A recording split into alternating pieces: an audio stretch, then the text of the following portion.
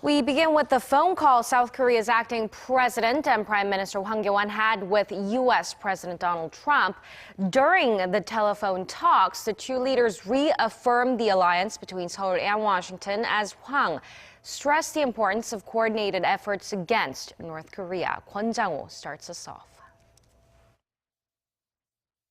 For half an hour on Monday morning or Sunday evening U.S. time, the acting Korean President Hwang Kyo-ahn spoke with U.S. President Donald Trump on the phone to discuss their strategic military alliance and North Korea.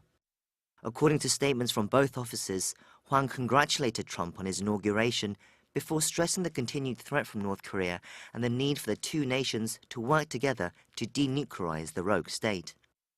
Trump said the U.S. will always be 100% behind South Korea and that the South Korea-U.S. relationship would be better than ever. The two also talked about U.S. Defense Secretary James Mattis's upcoming trip to South Korea later this week, where he's set to take part in discussions on how to further defend against North Korea.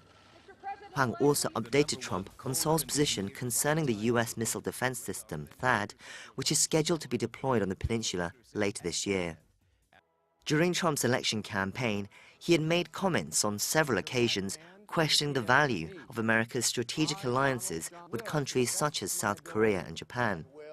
But shortly after his election win in November, he said the U.S. would remain steadfast and strong in defending against North Korea and has not repeated those previous concerns. Hwang added that he hoped that Trump would visit Korea as soon as possible, and Trump said he looked forward to meeting Hwang in the near future, as well as wishing the South Korean people a prosperous and happy Lunar New Year. Kwon Jang-ho, Arirang News.